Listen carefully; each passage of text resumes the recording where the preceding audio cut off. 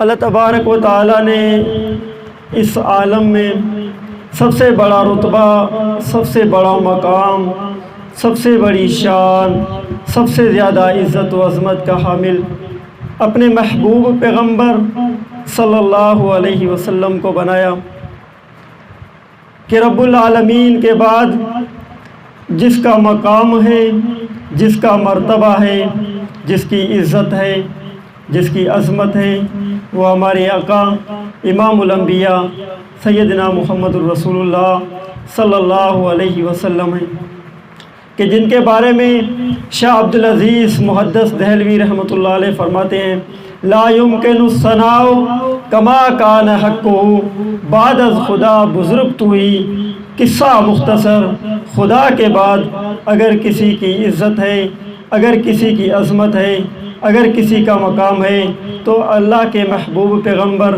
صلی اللہ علیہ وسلم کا ہے کہ نبی تو سارے آئے لیکن امام الانبیاء ایک آیا، نبی تو سارے آئے لیکن ہادی عالم ایک آیا، نبی تو سارے آئے لیکن شافی محشر کا عہدہ جو اپنے ساتھ لایا وہ ایک ہی تھا۔ نبی تو بہت آئے لیکن جو ساقی کوثر کا عہدہ اپنے ساتھ لایا وہ ایک ہی تھا۔ نبی تو بہت آئے لیکن جو رحمت للعالمین کا عہدہ اپنے ساتھ لایا وہ ایک ہی تھا۔ نبی تو بہت آئے لیکن جو خاتم النبیین کا عہدہ اپنے ساتھ لایا وہ ایک ہی تھا۔ نبی تو بہت آئے لیکن جو ہادی عالم بن کر آیا وہ ایک ہی تھا۔ نبی تو بہت آئے لیکن امام الانبیاء کا تاج، خاتم الانبیاء کا تاج، محبوب خدا کا تاج، شافی محشر کا تاج، ساقی کوثر کا تاج، ہادی عالم کا تاج، مقصود کائنات، مقصد کائنات، وجہ کائنات، وجہ تخلیق کائنات ایک ہی بن کر آئے، اور وہ آمینہ کے در یتیم، عبداللہ کے نور نظر، حضرت محمد مصطفیٰ صلی اللہ علیہ وسلم کی ذات اقدس ہے کہ اللہ تبارک و تعالیٰ نے دنیا میں جتنی بھی بلندیاں رکھی سب سے بڑھ کر بلندی اپنے محبوب کو دی، جتنی بھی عزتیں رکھی سب سے بڑھ کر عزت اپنے محبوب کو دی، جتنی بھی عظمتیں رکھی سب سے بڑھ کر جو عظمت دی وہ اپنے حبیب صلی اللہ علیہ وسلم کے حوالے کی کہ اللہ نے صرف اسے نہیں چنا بلکہ اس کی وجہ سے اللہ رب العالمین نے ہر چیز کو چن لیا ہے، صرف اسے منتخب نہیں کیا بلکہ اس کی وجہ سے اللہ نے ہر چیز کو منتخب کر لیا کہ کوئی بھی ایسی چیز جو عیب دار تھی اللہ نے آپ صلی اللہ علیہ وسلم کے سائے سے بھی دور رکھی کہ اللہ نے جو چیز بھی دی چن کر دی، کمال کی دی، انتہا کر کے دی کہ پوری دنیا مل کر اگر اس چیز میں نقص نکالنا چاہے تو نقص نہیں نکال سکتی، عیب نکالنا چاہے تو عیب نہیں نکال سکتی۔ مثال کی بات ہے کہ شہر تو بہت سارے تھے لیکن جو اللہ کے نبی کا شہر ہے ساری دنیا کے شہر مل کر اس شہر کا مقابلہ نہیں کر سکتے۔ دوست تو بہت ساروں کے ہیں لیکن جو دوست اللہ کے نبی کو ملے سارے عالم کے دوست مل کر ان دوستوں کا مقابلہ نہیں کر سکتے۔ بیٹیاں تو بہت ساروں کو ملی لیکن جو بیٹیاں اللہ کے نبی کو ملی ساری دنیا کی بیٹیاں مل کر ان بیٹیوں کا مقابلہ نہیں کر سکتی۔ بیویاں تو بہت ساروں کو ملی لیکن جو بیویاں اللہ کے محبوب کو ملی سارے عالم کی بیویاں مل کر ان بیویوں کا مقابلہ نہیں کر سکتے۔ ماں تو بہت ساروں کو ملی لیکن ماں جو اللہ کے نبی کو ملی سارے عالم کی مائیں مل کر اس ماں کا مقابلہ نہیں کر سکتے۔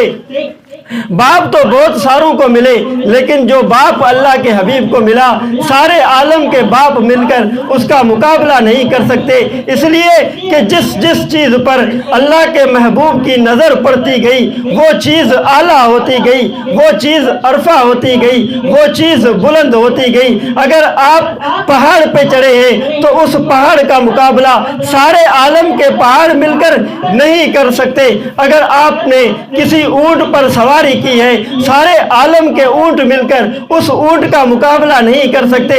اگر آپ نے کسی بکری کا دودھ پیا ہے، سارے عالم کی بکریاں مل کر اس بکری کا مقابلہ نہیں کر سکتے، کیونکہ اس پر جو نظر پڑی ہے وہ اللہ کے حبیب کی پڑی ہے، اس کے ساتھ جو نسبت ہوئی ہے وہ اللہ کے محبوب کی ہوئی ہے، اس کے ساتھ جو تعلق ہوا ہے وہ اللہ کے محبوب کا تعلق ہوا ہے۔ اسی لیے جو جماعت اللہ کے محبوب کو ملی، سفر تو بہت ساروں نے کیے، لیکن جو سفر اللہ کے نبی نے کیا ہے، سارے عالم کے مسافر مل کر اس سفر کا مقابلہ نہیں کر سکتے کہ آپ علیہ الصلوۃ والسلام کی ہر ادا نرالی ہے، ہر ادا منفرد ہے، ہر ادا کمال کی ہے، ہر ادا انتہا کی ہے، ہر چیز تکمیل تک پہنچی ہے کہ اللہ کے نبی میں تو اللہ یاذ باللہ کوئی عیب نہیں نکال سکتا، لیکن ہر اس چیز کی نسبت بہت بلند ہو چکی ہے جس چیز کی نسبت اللہ کے رسول کے ساتھ ہوئی ہے صلی اللہ علیہ وسلم۔ آپ علیہ الصلوۃ والسلام کے ساتھ جس کی نسبت ہو چکی ہے، پوری کائنات مل کر اس کا مقابلہ نہیں کر سکتی۔ میں عرض کر رہا تھا سفر تو سب نے کیے، لیکن جو سفر اللہ کے نبی نے کیا، کسی نے سفر کیا ہوگا تو چاند تک گیا ہوگا، کسی نے سفر کیا ہوگا تو ہوا تک گیا ہوگا، کسی نے سفر کیا ہوگا تو فضا تک گیا ہوگا، کسی نے خلائی سفر کیا ہوگا، لیکن جو سفر آمنہ کے لال نے کیا ہے، عبداللہ کے نور نظر نے کیا ہے، امام الانبیاء نے جو سفر کیا ہے، سارے عالم کے مسافر مل کر وہ سفر نہیں کر سکتے کہ آپ علیہ الصلوۃ والسلام نے جو سفر کیا ہے وہ سفر کمال کا سفر ہے۔ آپ علیہ الصلوۃ والسلام کا ہر سفر مشہور ہے، اللہ کے نبی کا ہر سفر مشہور ہے، لیکن آپ صلی اللہ علیہ وسلم کے دو سفر سب سے زیادہ مشہور ہیں۔ ان میں ایک سفر معراج ہے اور ایک سفر ہجرت ہے۔ سفر معراج بھی اللہ کے نبی نے رات کو کیا، سفر ہجرت بھی اللہ کے حبیب نے رات کو کیا۔ سفر معراج میں بھی آپ کا ایک رفیق سفر ہے، سفر ہجرت میں بھی آپ کا ایک رفیق سفر ہے۔ سفر معراج میں بھی اللہ کے نبی رات کو نکلے، سفر ہجرت میں بھی اللہ کا نبی رات کو نکلے۔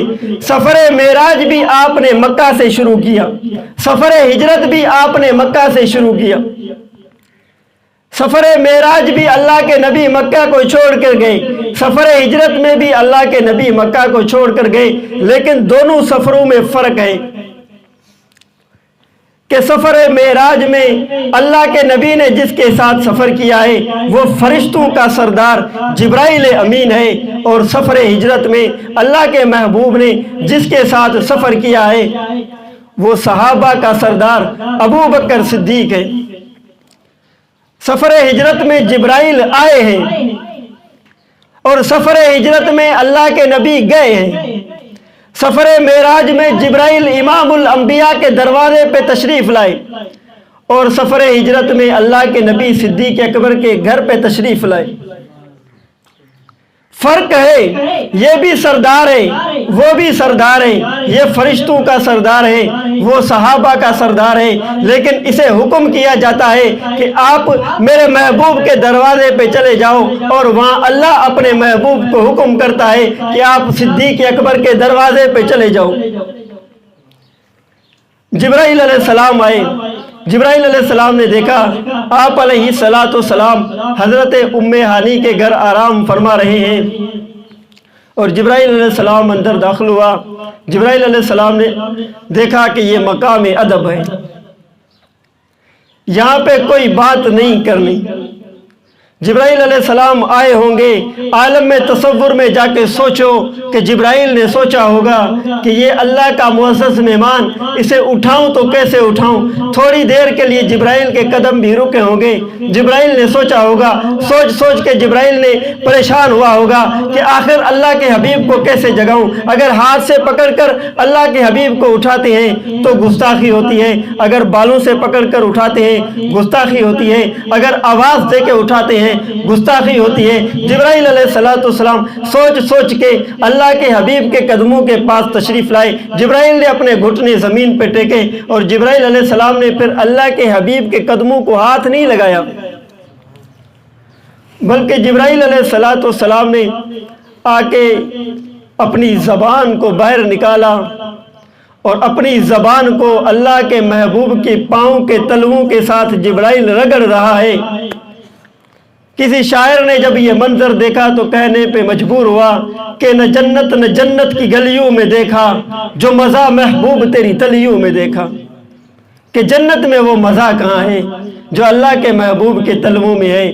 آپ علیہ السلام بیدار ہوئے، جبرائیل علیہ السلام آپ کو لے کر براق پر تشریف لائے۔ جب براق کے اوپر اللہ کے نبی سوار ہوئے ہیں، میں مختصر بات کر رہا ہوں۔ جبرائیل علیہ السلام آپ علیہ السلام جب سوار ہوئے ہیں تو براق ہلنے لگا ہے۔ علماء نے یہاں پر ایک نکتہ لکھا ہے کہ براق اس لیے ہلا ہے کہ براق کو پتہ چلا ہے کہ میرے اوپر کون بیٹھا ہے، میرے اوپر وہ بیٹھا ہے اللہ کے بعد جس کا مقام ہے۔ کوئی نبی رسول پیغمبر جس کے مقام کی گرد کو نہیں پہنچ سکا، وہ آج میری سواری پہ سوار ہوا ہے، میرے اوپر آج وہ سوار ہوا ہے، میں کیوں نہ پھر خوشی سے جھوم اٹھوں۔ براق بھی خوشی سے جھوم اٹھا ہے۔ آپ علیہ السلام تشریف لے کر گئے ہیں۔ ایک رات کے تھوڑے لمحے میں اللہ کے نبی 1 مہینے کی مسافت طے کر کے بیت المقدس میں تشریف لے گئے ہیں۔ آپ علیہ السلام نے وہاں جا کر کم و بیش 1,24,000 انبیاء علیہ السلام کو امامت کرائی ہے، اور یہاں پر اللہ کے نبی کے اوپر امام الانبیاء کا تاج رکھا گیا ہے۔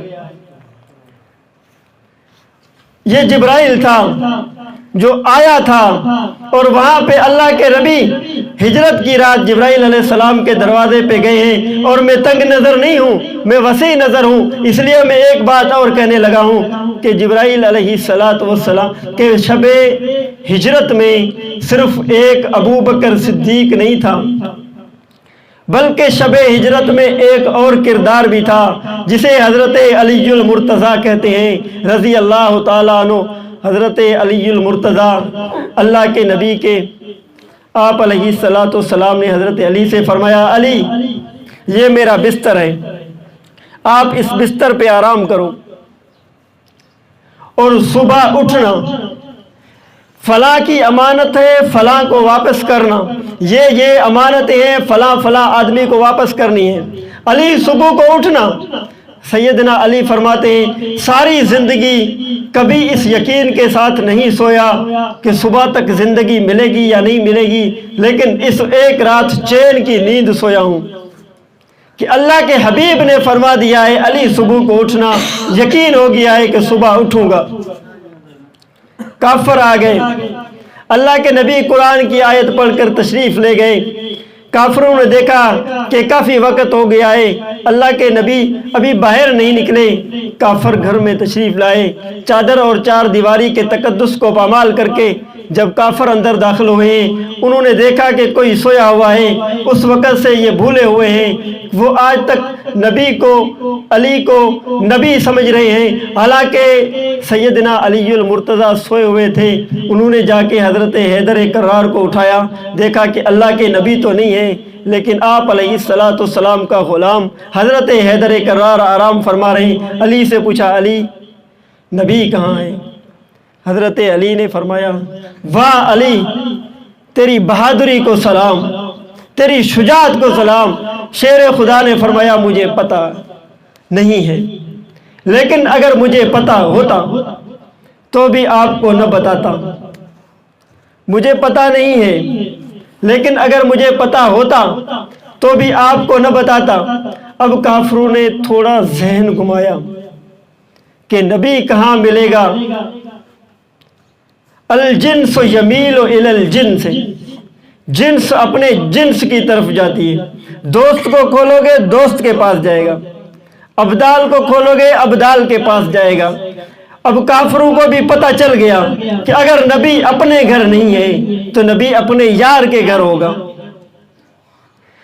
کافروں کے پہنچنے سے پہلے اللہ کے نبی حضرت صدیق اکبر کو لے کر چلے گئے تھے۔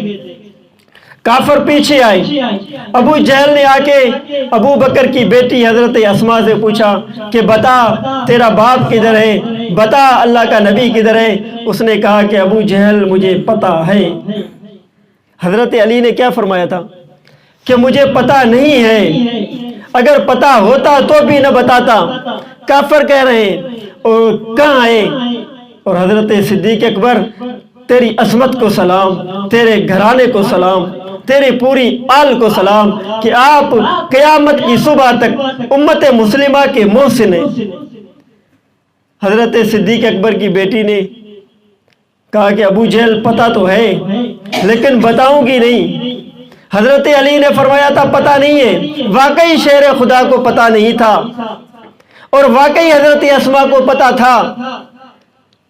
اگر صدیق کی بیٹی العیاذ باللہ جھوٹ بولتی تو رب کعبہ کی قسم قیامت کی صبح تک امت مسلمہ کے فرد کیسے سچ بولتے؟ اب کافروں کو پتہ چلا کہ یہاں جو ہے نا اللہ کے نبی صدیق اکبر کے گھر تشریف لائے ہیں، وہاں جبرائیل علیہ السلام اللہ کے نبی کے گھر تشریف لائے ہیں، یہاں پر رفاقت جبرائیل علیہ السلام نے کی ہے، وہاں پر رفاقت صدیق اکبر نے کی ہے، یہاں پر اللہ کے نبی کے ساتھ رات صدیق اکبر نے گزاری ہے، وہاں پر اللہ کے نبی کے ساتھ کچھ لمحہ حضرت جبرائیل علیہ السلام نے گزارا ہے۔ پھر چلتے ایک منظر ایسا بھی آیا کہ جبرائیل علیہ السلام ہاتھوں سے ہاتھ چھڑانے لگے۔ آقا نے پوچھا کہ جبرائیل کیا ہوا؟ کہا کہ یا رسول اللہ میری یاری یہاں تک تھی، اگر آگے چلوں گا میرے نورانی پڑ جل جائیں گے، آگے کی مسافت آپ نے اکیلے طے کرنی ہے۔ یہاں بھی صدیق اکبر اللہ کے نبی کو لے کر چلے ہیں، چلتے چلتے ایک مقام ایسا آ گیا جو مشکل مرحلہ تھا، لیکن صدیق اکبر نے یہاں پر ہاتھ چھڑایا نہیں ہے، صدیق نے محبت میں قدم آگے بڑھایا ہے۔ صدیق نے کہا آقا میں بیٹھ جاتا ہوں، آپ میرے اوپر سوار ہو جائیں۔ اب صدیق بیٹھے ہیں، امام الانبیاء اوپر ہیں، دور سے دیکھو تو منظر ایسے نظر آتا ہے کہ نیچے صداقت ہے، اوپر نبوت ہے، پیچھے سے مڑ کے آؤ تو منظر کچھ یوں نظر آتا ہے کہ نیچے صداقت ہے، اوپر نبوت ہے، اور درمیان میں کوئی فاصلہ نہیں ہے۔ اسی کو کہتے ہیں بلا فصل، وَخَلِيفَتُهُ بِلَا فَصْلٍ، اسی کو کہتے ہیں کہ بلا فصل اسے کہتے ہیں جس کے درمیان میں کوئی فاصلہ نہ ہو۔ اور یہ ہجرت کی رات یہ درس دیتی ہے کہ صدیق میں اور نبی میں کوئی فاصلہ نہیں ہے، جہاں نبوت کا مقام ختم ہوتا ہے وہاں صداقت کا مقام شروع ہوتا ہے۔ اسی لیے اللہ کے قرآن نے فرمایا انعم اللہ علیہم من النبیین والصدیقین والشہداء والصالحین، کہ جہاں نبوت کا مقام ختم ہوتا ہے وہاں صداقت کا مقام شروع ہوتا ہے۔ اسی لیے شاعر نے کہا ہے کہ وہ پیغمبر تو نہ تھا پر پیغمبر جیسا لگتا تھا، وہ بہتا ہوا ایک دریا تھا جو سمندر جیسا لگتا تھا، وہ پیغمبر تو نہ تھا پر پیغمبر جیسا لگتا تھا۔ صدیق اکبر آپ کو لے کر چلے ہیں، مشکل مرحلے میں جبرائیل ساتھ چھوڑ گیا ہے، لیکن صدیق محبت میں قدم آگے بڑھا رہا ہے، آگے غار آ جاتی ہے۔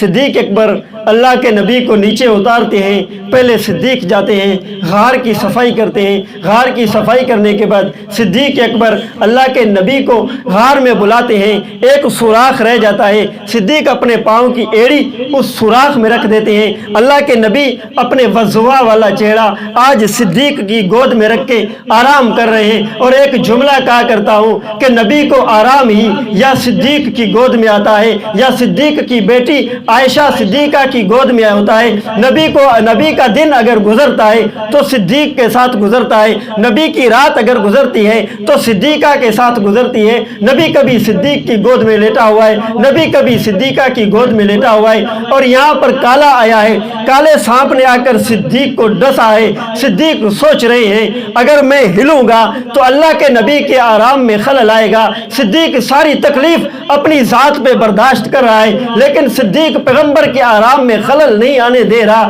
یوں چلتے چلتے جب درد حد سے زیادہ بڑھ جاتا ہے صدیق اکبر کی آنکھوں سے آنسو نکلتے ہیں، پر سوال یہ ہوتا ہے وہ گرتے کہاں ہیں؟ نکلتے تو ہیں پر گرتے کہاں ہیں؟ ظلم کی ایک تعریف یہ ہے کہ وضع الشیء من غیر محلہ، کہ جو چیز جہاں رکھنے کی لائق ہو وہاں نہ رکھو، یہ ظلم ہے۔ جس چیز کا جو محل ہو وہ محل اسے نہ دیا جائے، یہ ظلم ہے۔ صدیق کے آنسو گرے تو ہیں، پر صدیق کے آنسو کہاں گرے؟ اگر صدیق کے آنسو زمین پہ گرتے ہیں تو ظلم ہے، کہ یہ محل ہی نہیں ہے۔ صدیق کے آنسو کہاں گرے؟ کوئی روتا ہے تو اس کے آنسو مسجد میں گرتے ہیں، کوئی روتا ہے تو اس کے آنسو مسجد نبوی میں گرتے ہیں، کوئی اللہ کے خوف میں روتا ہے تو اس کے آنسو بیت اللہ میں گرتے ہیں۔ لیکن صدیق تیرے قدموں پہ قربان، کہ صدیق جب روتا ہے تو صدیق کے آنسو پیغمبر کے وضحا والے چہرے پہ گرتے ہیں۔ اللہ کے نبی سجاگ ہوتے ہیں، آپ علیہ الصلوۃ والسلام بیدار ہوتے ہیں، آپ دیکھتے ہیں کہ میرا دوست تکلیف میں ہے۔ اللہ کے نبی اپنا لعاب مبارک نکال کر صدیق اکبر کی ایڑی پہ لگاتے ہیں۔ یہی لعاب دہن ہے جو کبھی علی کی آنکھ میں لگتا ہے تو شفا ہوتی ہے، کبھی کسی کے ہونٹوں پہ لگتا ہے تو شفا ملتی ہے، کسی کے جسم میں لگتا ہے تو شفا ملتی ہے۔ لیکن صدیق تیرے قدموں پہ قربان، کہ تو دنیا کی وہ واحد ہستی ہے کہ جس کے پاؤں کی ایڑی میں پیغمبر کا لعاب آپ کے پاؤں کی ایڑی میں لگا ہے، اور علی کی آنکھ میں لگا ہے، صدیق اکبر کی پاؤں میں لگا ہے، علی کے اوپر والے حصے میں لگا ہے۔ آنکھ انسان کی انتہا ہوتی ہے، قدم انسان کے ابتدا ہوتی ہے۔ جو لعاب دہن علی کی انتہا کو لگا وہی لعاب دہن صدیق اکبر کی ابتدا کو لگا، جو علی کے آخر کو لگا وہ صدیق کے شروع کو لگا، جو علی کے اوپر کو لگا وہ صدیق کے نیچے کو لگا۔ پتہ یہ چلا کہ انسان پاؤں سے شروع ہوتا ہے، آنکھوں پہ جا کے ختم ہوتا ہے۔ تو جب نبی کا لعاب دہن نیچے صدیق اکبر کو لگا ہے، اوپر علی المرتضیٰ کو لگا ہے، چلتے چلتے صدیق سے چلا ہے، علی پہ ختم ہوا ہے۔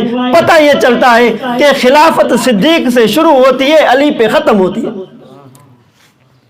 یہ خلافت شروع ہوتی ہے، صدیق اکبر سے شروع ہوئی ہے، حضرت حیدر کرار پہ ختم ہوئی ہے۔ آپ علیہ الصلوۃ والسلام کے ساتھ صدیق اکبر نے 3 دن غار کے اندر گزارے ہیں، اور صدیق اکبر کی 3 بڑی خواہشیں تھیں۔ ایک یہ کہ میری بیٹی آپ کے نکاح میں ہو، دوسرا یہ کہ اپنا مال اللہ کے نبی کے قدموں پہ لٹاتا رہوں۔ صدیق کی آخری اور بڑی خواہش یہ تھی کہ النظر الی وجہ رسول اللہ صلی اللہ علیہ وسلم، کہ آنکھ میری ہو، چہرہ نبی کا ہو، دید میری ہو، دیدار نبی کا ہو، نظر میری ہو، سامنے جو شخصیت ہو وہ امام الانبیاء کی ہو۔ صدیق کی خواہش یہ کہ جب صبح بیدار ہوں تو کچھ کھاؤں نے، پہلے اللہ کے نبی کے وضحا والے چہرے کو دیکھوں۔ صدیق کی خواہش یہ ہے کہ اس کو جب بھوک لگتی تھی امام الانبیاء کے چہرے کو دیکھ کر اپنی بھوک مٹا دیتا تھا، اسے جب پیاس لگتی تھی امام الانبیاء کے چہرے کو دیکھ کر اپنی پیاس بجھا دیتا تھا۔